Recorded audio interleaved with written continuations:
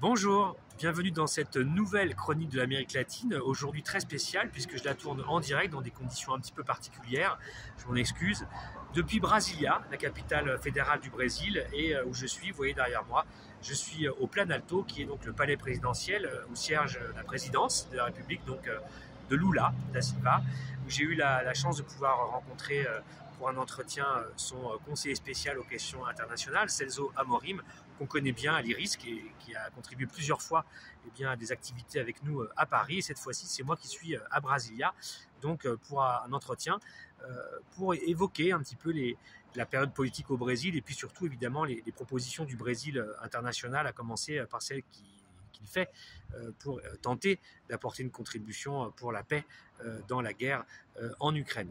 Donc cette situation politique au Brésil, je suis ici sur place sur les lieux qui ont défrayé la chronique le 8 janvier dernier déjà, ces lieux qui avaient été investis par des émeutiers qui avaient détruit beaucoup de choses à l'intérieur. Vous voyez derrière moi aussi de l'autre côté de cette place que vous voyez au fond, sur la place des Trois Pouvoirs, c'est le tribunal suprême fédéral, qui est la Cour suprême brésilienne, là aussi qui avait été attaquée par les émeutiers. Et puis un peu derrière moi, vous pouvez voir au fond des bribes du Congrès du Sénat brésilien, donc c'est donc la place des Trois Pouvoirs. Alors aujourd'hui, le calme est revenu à Brasilia, il n'y a aucun doute. Les choses ont repris leur cours, les institutions ont repris le pouvoir sur l'ensemble de la ville.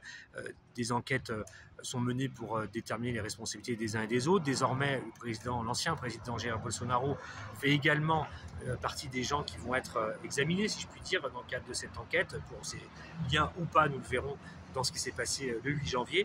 Et le gouvernement travaille d'arrache-pied à tout un tas de programmes qui visent finalement, selon les termes de Lula, à reconstruire ce qui a été détruit par les 4 ans de bolsonarisme, c'est-à-dire des programmes sociaux de première urgence.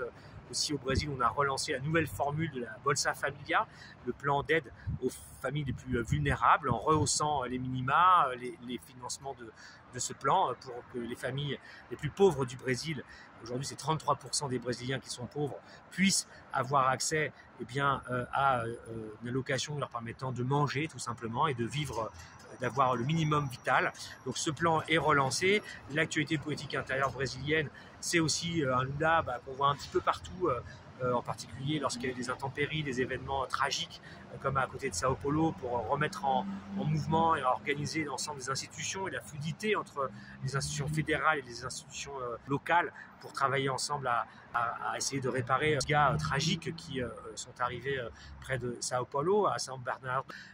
C'est aussi une activité qui est d'une discussion qui va durer assez longtemps ici sur finalement la réforme fiscale que voudrait lancer Lula pour organiser disons les moyens financiers de l'État brésilien mener ses politiques ici dans le pays.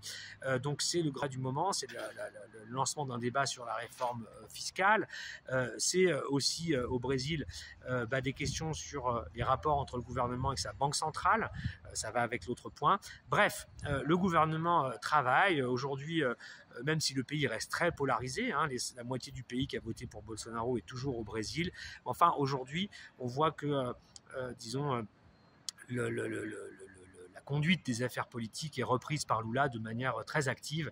Et autour de lui, il a réussi tout de même, après le 8 janvier, finalement à tirer avantage de cette situation, puisqu'aujourd'hui, même ceux qui ne sont pas d'accord avec Lula fonctionnent d'une manière opérationnelle avec le gouvernement. Il y a, on sent bien, une volonté de réinscrire le Brésil dans une certaine normalité politique et démocratique qui, en fait, est favorable aujourd'hui à l'action du président. Alors l'entretien que j'ai pu avoir avec son conseiller spécial aux questions internationales est évidemment largement consacré à la question de l'Ukraine. Le Brésil est porteur d'une proposition qui crée un club de pays pour d'abord un cessez-le-feu, puis dans un deuxième temps une négociation pouvant aller sur le chemin d'une paix juste et durable dans ce conflit, comme point de départ en respectant l'intégrité territoriale de l'Ukraine et en même temps en trouvant des solutions dont on admet bien qu'elles ne sont pas simples et dont on ne voit pas aujourd'hui forcément les contours opérationnels, mais en tout cas de créer un espace de discussion internationale qui mobilise des acteurs de poids capables, parce que leurs relations finalement leur permettre de parler avec l'ensemble des partis. Eh bien, c'est ça l'idée aujourd'hui du Brésil, et de construire collectivement ce que pourraient être, disons, les propositions plus concrètes d'une telle paix en Ukraine. Aujourd'hui, Lula parle vraiment à tout le monde, puisqu'il a discuté de cela avec Emmanuel Macron, Olaf Scholz pour l'Europe, il en a discuté avec Joe Biden, bien sûr, aux États-Unis, il va en parler avec Xi Jinping, le président chinois, au mois de mars. Il en a parlé avec les Indiens. Bref, l'Amérique latine est derrière lui largement sur cette proposition. Et puis, il en a parlé aussi avec le président Volodymyr Zelensky, avec lequel il y a eu une conversation en vidéoconférence la première semaine de mars, où il a réitéré sa disponibilité pour participer à toute forme d'action qui permettrait d'arriver à une paix entre la Russie et l'Ukraine. Le président ukrainien a invité Lula à aller en Ukraine quand il le jugera approprié.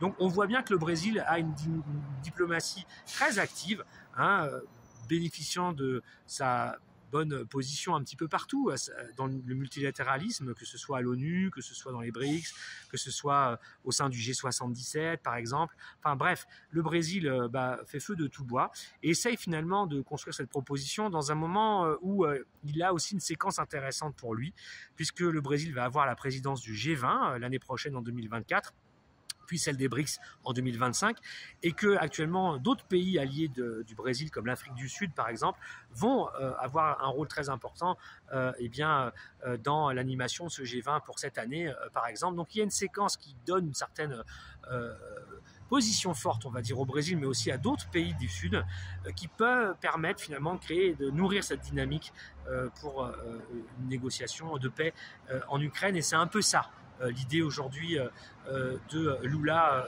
sur le dossier si délicat et si difficile ukrainien.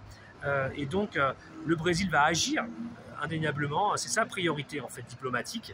Alors elle trouvera-t-elle des oreilles attentives en Europe ou aux États-Unis? C'est en fait toute la question, savoir finalement ce que les puissances occidentales feront ou ne feront pas avec cette proposition. Vont-ils lui donner une crédibilité? Vont-ils l'appuyer d'une manière ou d'une autre? Ou au contraire, vont-ils pénaliser le Brésil pour avoir pris cette initiative qui aujourd'hui, encore une fois, commence à agglomérer pas mal d'acteurs? Le Brésil, lui, verrait bien dans les pays vraiment actifs dans ce dossier, bien sûr la Chine, au premier chef la Chine, mais aussi l'Inde, aussi l'Indonésie, aussi l'Afrique du Sud, aussi le Mexique. Ce sont des pays que le Brésil verrait bien avec lui jouer un rôle très important dans les mois qui viennent pour promouvoir tout cela.